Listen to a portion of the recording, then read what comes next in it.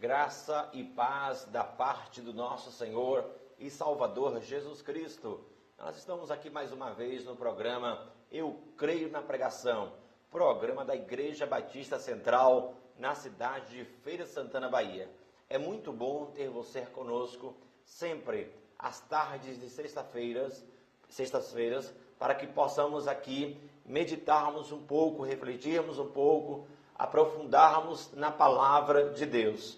E hoje nós estamos aqui mais uma vez para buscarmos este maná, o maná que não é semanal, o maná que não é mensal, que não é bimestral, que não é semestral, não é anual, é um maná diário.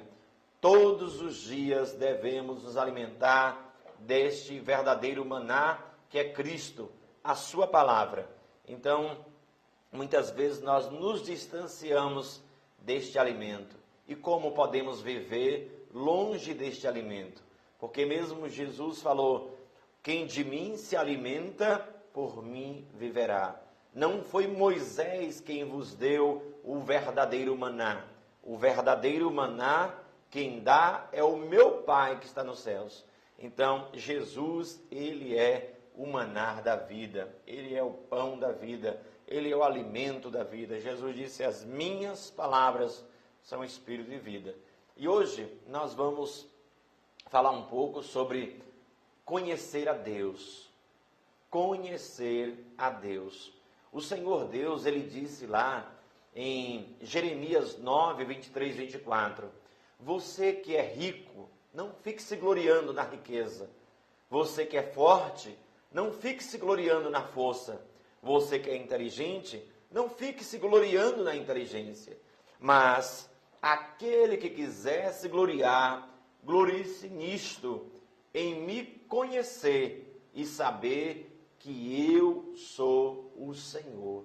Então, esta é a nossa riqueza, é conhecermos ao Senhor.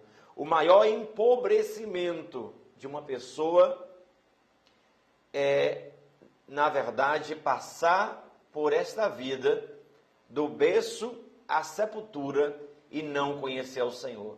Por que a maior pobreza? Porque diz a palavra que isto vai determinar a sua eternidade, se ao lado de Cristo ou distante dele. Então, a maior riqueza de um homem é o conhecimento de Deus. E a palavra do Senhor nos diz, em Oséias capítulo 4, versículo 6, que não há o conhecimento de Deus na terra. A palavra diz, olha, o meu povo está sendo destruído porque falta o conhecimento, porque há uma cegueira espiritual, uma cegueira. Agora, aonde nasceu essa cegueira?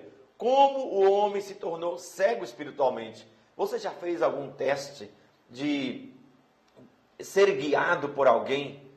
Você fechar os seus olhos, à semelhança de um cego, e deixar que uma pessoa te guie? Meu amado, eu já fiz esse teste. Mas como é algo tenebroso quando nós perdemos a visão. Agora imagine espiritualmente, uma pessoa espiritualmente cega. Jesus disse que é possível um cego espiritual guiar o outro cego. Mas Jesus disse, o resultado é um só. Ambos vão cair no buraco. Então, tem muitas pessoas que estão hoje sendo guiadas por líderes cegos, religiões que na verdade estão ali para trazer aquela fumaça do abismo, como diz lá em Apocalipse, a fumaça que faz com que as pessoas não enxerguem. A palavra de Deus diz que tudo começou aí, em Gênesis 3, versos 5 e 6, quando a proposta do inimigo foi que os nossos primeiros pais, eles provassem daquele fruto que Deus disse que não era para comer. E a Bíblia diz que quando eles experimentaram deste fruto, diz a palavra, abriram-se os olhos e eles perceberam que estavam nus. Olha só, aquela proposta do inimigo para Eva lá no Jardim do Éden, era que ela se tornaria conhecedora do bem e do mal. Mas a Bíblia diz que naquele momento abriram-se os olhos e eles perceberam que estavam nus. Abriram-se os olhos. Na verdade, eles perceberam que estavam cegos. A cegueira espiritual entrou ali, na desobediência. A desobediência dos nossos primeiros pais trouxe a cegueira espiritual. Por isso que a crise de Oséias é: não há conhecimento de Deus na terra, não há quem faça o bem. Aí a degradação da humanidade começa aí, a cegueira espiritual. Os nossos primeiros pais, eles foram expulsos do jardim do Éden. Eles foram agora viver fora do jardim, em consequência justamente do pecado. E a Bíblia diz que agora esses nossos primeiros pais, eles têm filhos, e os filhos ali já começa agora a degradação também da humanidade, onde nós vemos Caim matando o seu irmão Abel. Logo após, nós experimentamos o dilúvio lá no capítulo 6 de Gênesis. Logo no capítulo 11, nós vemos a rebelião de Nimrod na Torre de Babel. Então veja que a humanidade, ela começa agora a buscar caminhos longe de Deus. Logo após, no capítulo 18 e 19, você vê Sodoma e Gomorra. Quer dizer, sempre o Senhor Deus ali operando o juízo dele. Por quê? Porque o homem agora quer andar independente de Deus. Sempre independente do Senhor. Então a cegueira entrou. Agora, lá em 2 Coríntios 2, 2 Coríntios 4, diz que o Deus deste século, quem é o Deus deste século? Satanás. Ele cegou o entendimento do Evangelho. Com qual propósito? Para que não resplandeça a luz e esta pessoa chegue ao entendimento. Então, o inimigo não quer que chegue luz, porque quando a luz chega, meu amado, a pessoa passa a enxergar. E o inimigo, ele quer manter as pessoas em trevas. Por isso que Jesus disse, olha, se alguém andar de dia, não tropeça, porque vê a luz deste mundo. Mas se alguém andar de noite, vai tropeçar. Então o inimigo quer que as pessoas andem sempre na escuridão, porque escuridão é sinônimo de cegueira espiritual. Mas a Bíblia diz que luz é sinal de conhecimento. Assim como Deus disse lá no início, quando tudo era caos, haja luz, assim também o apóstolo Paulo diz que o Senhor fala para o nosso coração, haja luz, e a luz é Jesus. Então, 2 Coríntios 2,14, olha o que é que diz, que o homem natural, a pessoa que apenas nasceu do papai e da mamãe, ele não compreende as coisas do Espírito. E por que não as compreende? Porque a Bíblia diz que só espiritualmente ela se discerne. Não são as coisas naturais que vão decifrar, que vão decodificar os códigos de compreensão espiritual. Não há como você entender. A Bíblia diz em 1,21 de Coríntios que existe um decreto que Deus baixou, é que ninguém poderá conhecer ao Senhor pela sua própria sabedoria. Conhecer a Cristo não é algo que depende da sua inteligência, dos seus diplomas, do centro acadêmico que você frequenta. Não. A Bíblia diz que para conhecer ao Senhor é preciso que haja revelação. A Bíblia diz que o Espírito de Deus, ninguém conhece ao Senhor senão o Espírito que nele habita. Então esse Espírito que está nele, ele coloca em nós, e o Espírito que está em nós agora vai revelar a mente do Senhor. Então está baixado o decreto, ninguém conhecerá a Deus através da sua própria sabedoria. Isso é impossível. A Bíblia diz lá em Isaías capítulo 1, versículo 3, que o boi conhece o seu dono e o jumento a manjedoura do seu dono. Mas Israel, o meu povo não me entende. Olha só, animais estão conhecendo o seu possuidor, mas o povo de Deus não conhece ao Senhor. É a falta de conhecimento do Senhor que nos leva à verdadeira miséria. Então, depois da queda dos nossos primeiros pais, a cegueira entrou no mundo, a cegueira espiritual, porque eles quiseram conhecer tudo e, na verdade, eles tiveram apenas a presunção do saber, não foi o verdadeiro saber, porque o inimigo, ele é enganador. Então, hoje, nós temos o quê? Imagens distorcidas de Deus. Nós pensamos que conhecemos ao Senhor, mas, na verdade, nós não conhecemos. Você já teve aquela experiência de conhecer muito a vida de uma pessoa famosa, um artista, e aí, de repente, você fica aquela falsa familiaridade. É como se você tivesse intimidade com aquela pessoa, porque de tanto você ler sobre aquela pessoa, de tanto você assistir as reportagens que falam do perfil daquela pessoa, você tem aquela falsa familiaridade, como você conhecesse aquela pessoa. Mas na verdade é falsa. Você não conhece nada daquela pessoa, ela nem sabe quem você é. Mas você acha, não, mas eu conheço ele. Não conhece, é uma falsa familiaridade. Então, amados, nós também temos imagens distorcidas de Deus. Às vezes pensamos conhecer a Deus quando isso não é verdade. Às vezes pensamos que nós conhecemos ao Senhor, mas na verdade é um Jesus segundo o povo. Porque o Jesus segundo Deus, ele está nas Escrituras. Jesus disse, olha, quem verdadeiramente crê em mim, como diz as Escrituras, não é do seu jeito, não é do jeito que o papai ensinou, a mamãe ensinou, o seu líder religioso ensinou. Quem conhecer verdadeiramente o Senhor, como diz as Escrituras, rios de águas vivas correrão do seu ventre.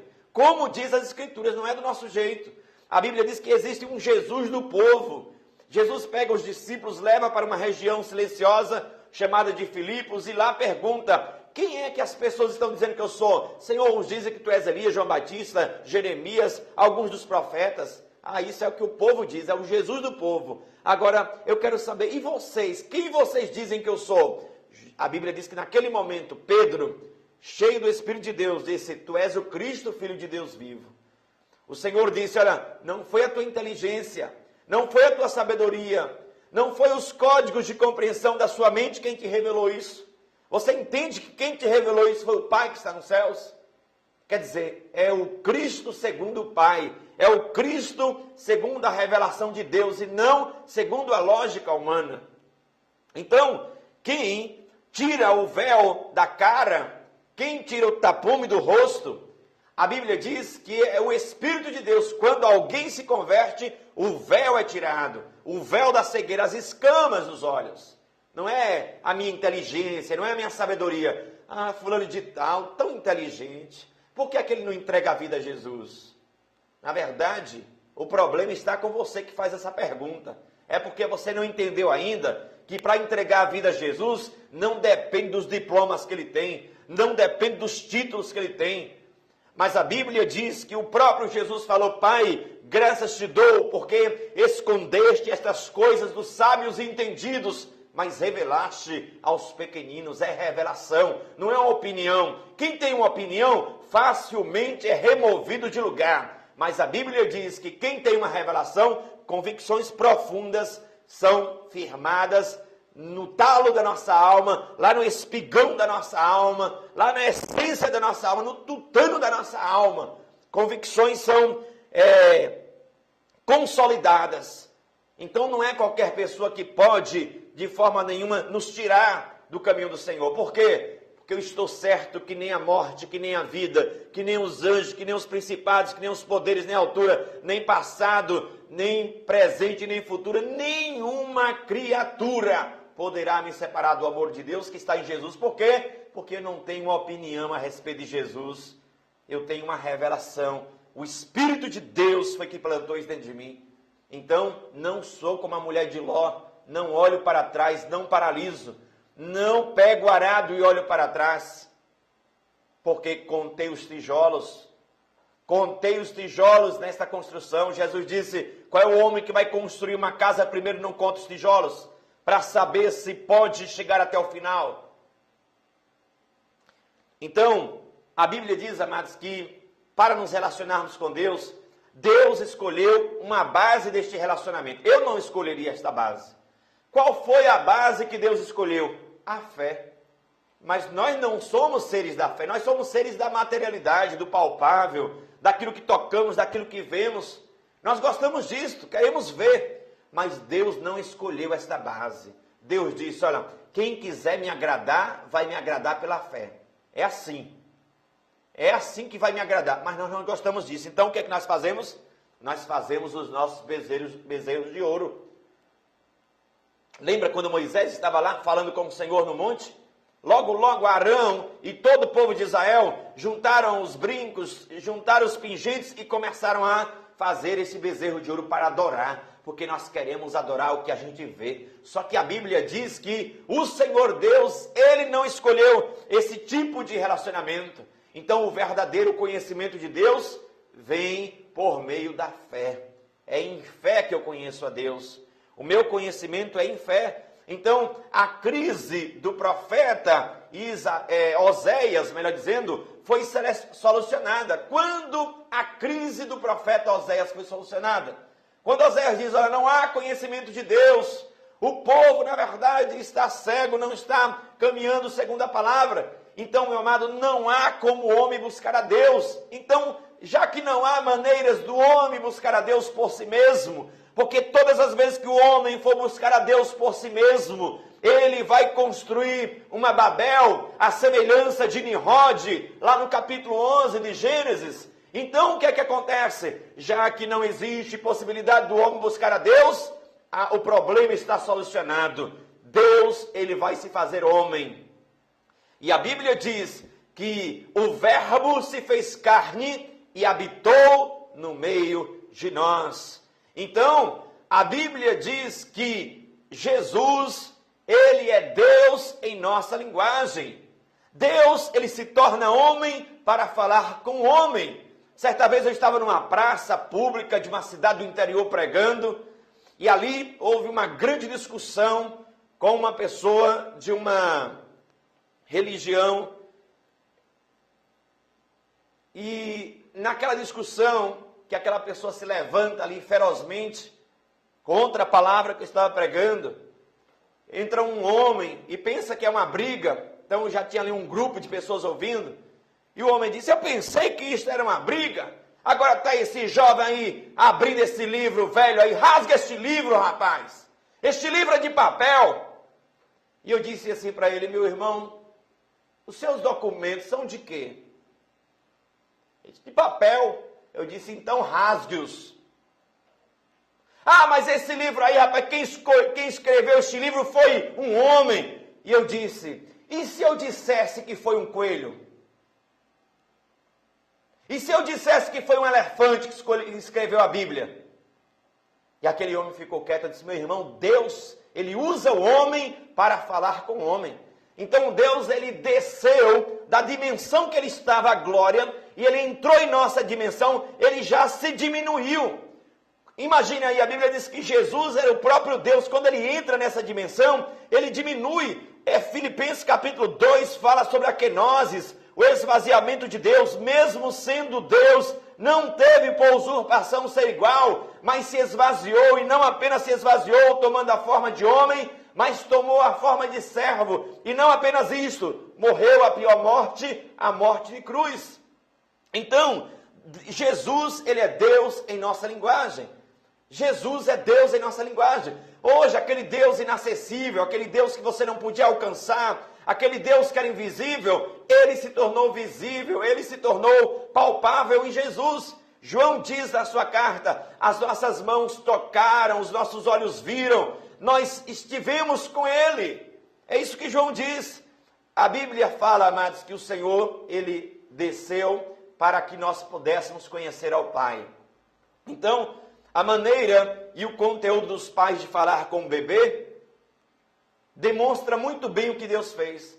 Por exemplo, quando eu chego em casa, eu não tenho esse linguajar aqui para o meu filho de 2 anos. Quando eu chego em casa, o que é que eu tenho que fazer com o meu bebê, com o meu filho? Então eu me curvo e ali eu que viro criança. Para falar com um bebê, você precisa virar bebê. Então eu chego em casa, eu já chego transformado.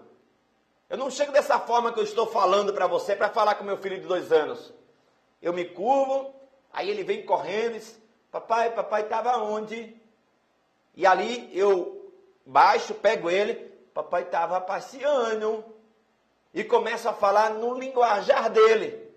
Aí começa o quê?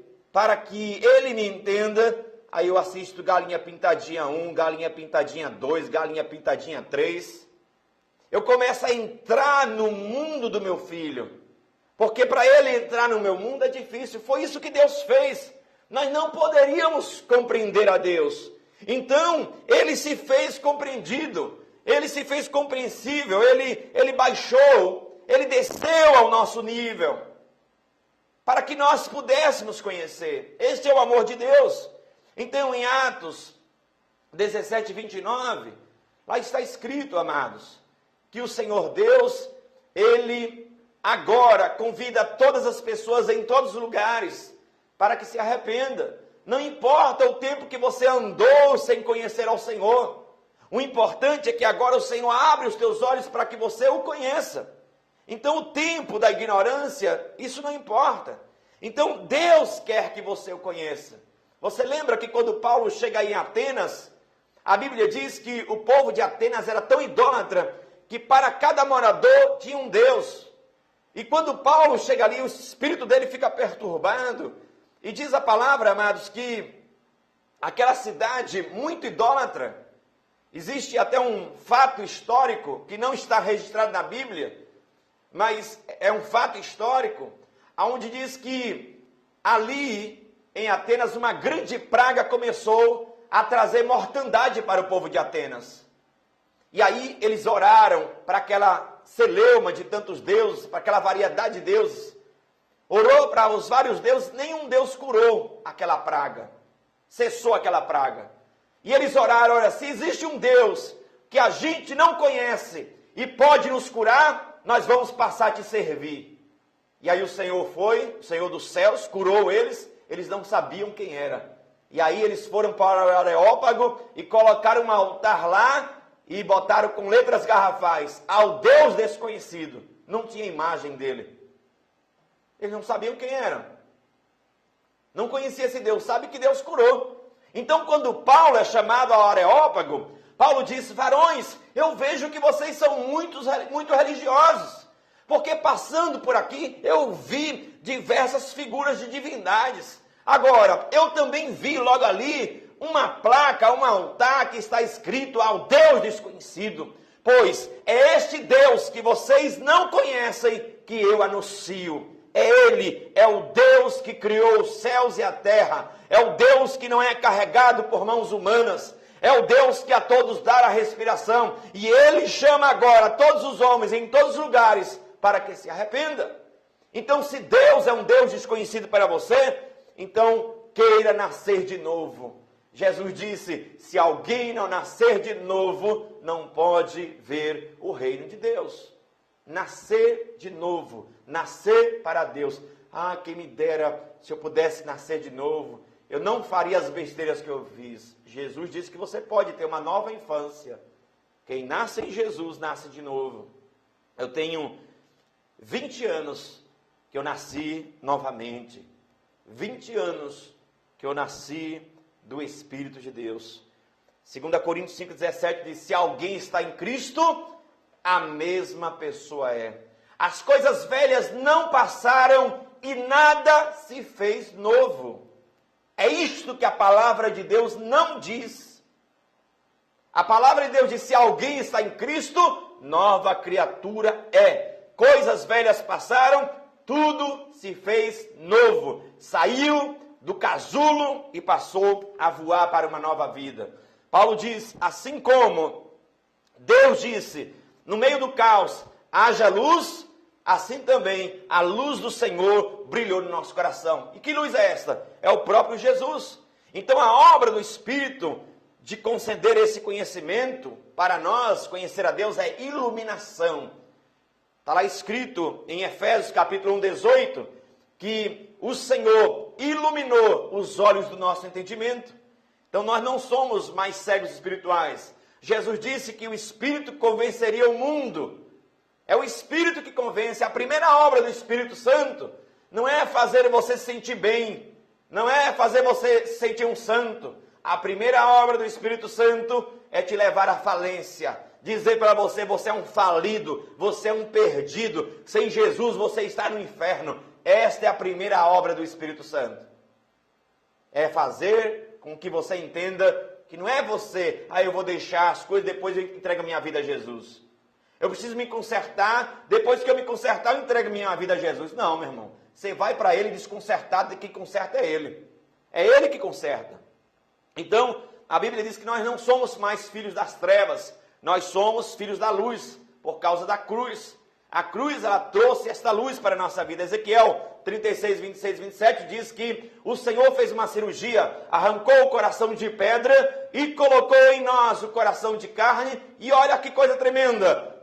Porei em vós o meu espírito e fareis com que andeis nos meus caminhos. Quer dizer, você só pode andar nos caminhos do Senhor se o Espírito de Deus for colocado em você. Está lá escrito em Romanos 8, 9. Romanos 8, 9. Quem não tem o Espírito de Cristo, esse tal não é dele.